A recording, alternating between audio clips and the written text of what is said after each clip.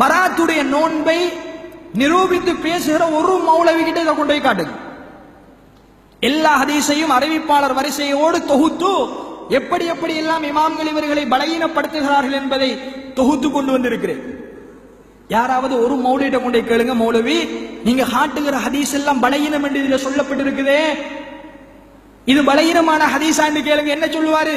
அது பலகீனம் தான், பலகீனமான ஹதீஸ் தான், இருந்தாலும் அமல் செய்தா என்னன்னு கேட்பார். இப்படி நிறைய பேர் கேட்டுக்கிட்டு சுத்துறாங்க. அது ஹதீஸ் பலகீனம் தான், ரசூலுல்லாஹ் சொல்லலதான், செய்த பாவமா, நோன்பு குடிச்சா பாவமா, ரொட்டி சுட்டு கொடுத்தா பாவமா, வாழைப்பழம் கொடுத்தா பாவமான்னு கேட்பாங்க. அன்பார்ந்த சகோதரர்களே, மிக பெரும் பாவம், சும்மா பாவம் அல்ல, மிக பெரும் பாவம். காரணம், ரசூலுல்லாஹ் அப்படியான ஒரு இரவை உங்களுக்கு சொல்லி தரல. பராத்துடைய இரவு ஒன்று இருக்குமாக இருந்தால் ஏன் ரசூலுல்லாஹ் சொல்லாம போனாங்க? எவ்வளவு ஆதாரமாக அந்த ஹதீஸ் பதியப்பட்டிருக்கும், நம்ம எவ்வளவு அழகாக அந்த ஹதீஸை நடைமுறைப்படுத்தியிருக்கலாம். ஏன் அதுக்கு பலகீனமான ஹதீஸை காட்டுறீங்க? ஏன் இருக்கிற ஹதீஸ் எல்லாம் பலகீனம் விட்டுக்கட்டப்பட்டது? ஒரு ஆதாரபூர்வமான ஹதீஸும் இல்லையே. அப்ப அன்பார்ந்த சகோதரர்களே, ஒரு ஹதீஸ் ரசூலுல்லாஹ் சொல்லல என்று பலகீனமாக போய்விட்டது என்றால், அறிவிப்பாளர் வரிசையில் முறிவு ஏற்பட்டு விட்டது, கோளாறு வந்து விட்டது என்றால், அந்த ஹதீஸை ஒருவர் அமல் செய்ய இயலாது, அதற்கு நன்மையும் இல்லை. ஏனென்றால் அது ரசூலுல்லாஹ் சொல்லவில்லை என்று நிரூபணமான ஹதீஸ். அதனாலதான் அதை பலகீனமான ஹதீஸ் என்று நாமே சொல்கிறோம். அது இட்டுக்கட்டப்பட்ட செய்தி என்று சொல்கிறோம். அப்படி இட்டுக்கட்டப்பட்ட செய்தியில் மார்க்கம் என்று ஒருவர் ஒன்றை செய்வாராக இருந்தால் அவர் பித்அத்வாதி, அவர் செய்வது பித்அத். அதனாலதான் பராத்துடைய நோன்பு பித்அத், பராத்துடைய இரவில் தொழுவது பித்அத், பராத்துடைய ரொட்டி சுட்டு கொடுப்பது பித்அத். ரொட்டி சுட்டு கொடுப்பது நன்மைதான் என்று கேட்பாங்க, சாப்பாடு கொடுப்பது நன்மைதான், அதை மறுக்கவில்லை, யாருக்கும் உணவளிக்கலாம். ஆனால் பராத்துடைய தினத்தில் கொடுக்கிறீங்க பாருங்க, பராத்துடைய ரொட்டி என்று ஷாபானுடைய மாதத்தில் 15 அரிசி மாவு இடிச்சு சொல்றீங்க பாருங்க, அது பித்அத். அந்த ரொட்டி உங்களை நாளைக்கு மறுமையில நரகத்துக்கு கொண்டு போகும். நிறைய பெண்மணிகள், நிறைய சகோதரிகள் இந்த உரையை கேட்டுக் கொண்டிருக்கிறீர்கள். அல்லாஹ்வை பயந்து கொள்ளுங்கள். நீங்கள் சுடுகிற பராத்து ரொட்டிக்கு மார்க்கத்தில் எந்த ஒரு ஆதாரமும் இல்லை.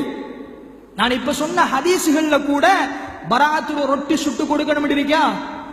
எல்லாம் பலகீனம் தான், சிலது இட்டுக்கட்டப்பட்ட செய்திதான்.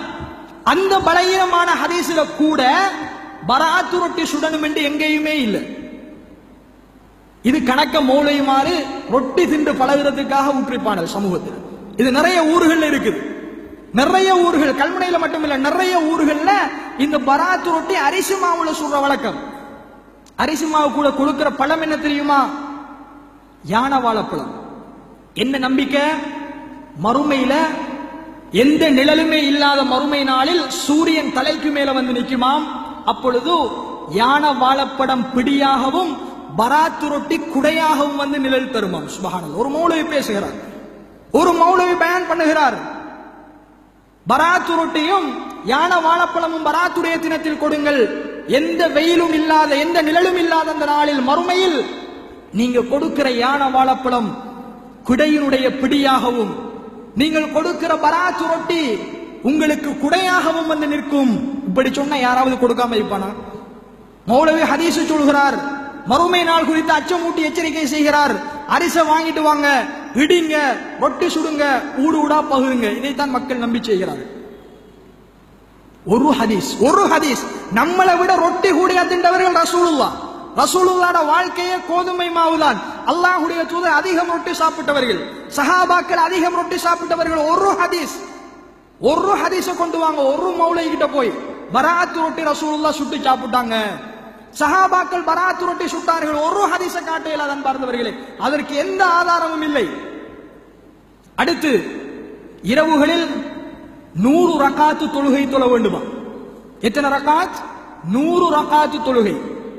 முதலாவது ஒவ்வொரு ரக்காத்திலும் சூரத்துல் ஃபாத்திஹாவை ஓதிவிட்டு சூரத்துல் இஹ்லாஸை 10 தடவை ஓதும்.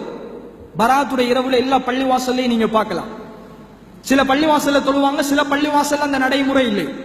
100 ரக்காத்து தொழணும். அந்த 100 ரக்காத்து தொழுகையிலையும் ஒவ்வொரு ரக்காத்திலையும் சூரத்துல் ஃபாத்திஹாவை ஓதி போட்டு குல் ஹுவல்லாஹு அஹத 10 தடவை ஓது, சூரத்துல் இஹ்லாஸ். இதுக்கு எங்க ஆதாரம்? ரசூலுல்லாஹ் இப்படி தொழுதார்கள் என்பதற்கு எங்க ஹதீஸ்? சில இட்டுக்கட்டப்பட்ட செய்திகள் வரலாற்றுகளிலே பதிவு செய்யப்பட்டிருக்கிறது. இதற்கு கூட எந்த ஒரு ஆதாரமும் இல்லை நமது சமூகம் செய்கிறது. மஹ்ரிபை அடைந்து விட்டால் வரக்கூடிய வியாழக்கிழமை இரவைக்கு பராத்துடைய இரவு, நம்மளோட ஊர் வழக்கப்படி வரக்கூடிய வியாழக்கிழமை இரவைக்கு பராத்துடைய இரவாக அனுஷ்டிக்க இருக்கிறார். வியாழக்கிழமை இரவண்டா விடிகிற வெள்ளிக்கிழமை, அதை வெள்ளிக்கிழமை நாத்தண்டு நம்ம சொல்லுவோம். வெள்ளிக்கிழமை பராத்துடைய தினம். எனவே வியாழக்கிழமை இரவைக்கு அந்த இரவை அனுஷ்டிக்கிறார்கள், தொழுகிறார்கள். மஹ்ரிபு தொழுது விட்டால் பள்ளிவாசல்ல விசேட துஆ பிரார்த்தனை 3 யாசின் ஓதப்படும். நம்ம ஊர்ல இருக்கிற வழக்கம். முதலாவது யாசின் உங்களுடைய ரிஸ்க் அதிகரிப்பதற்கு, இரண்டாவது யாசின் ஆயுள் நீடிப்பதற்கு, மூன்றாவது யாசின் நம்மகிட்ட இருக்கிற பலாய் முசீபத்து நீங்குவதற்கு. இப்படி 3 யாசின் ஓதுறாங்க. ஆயுள் நீடிப்பதற்கும், உணவு விஸ்தீரணமாகுவதற்கும், பலாய் முசீபத்து நீங்குவதற்கும். அன்பார்ந்த சகோதரர்களே, இந்த யாசின் ஓதுவதற்கு எங்க ஆதாரம்?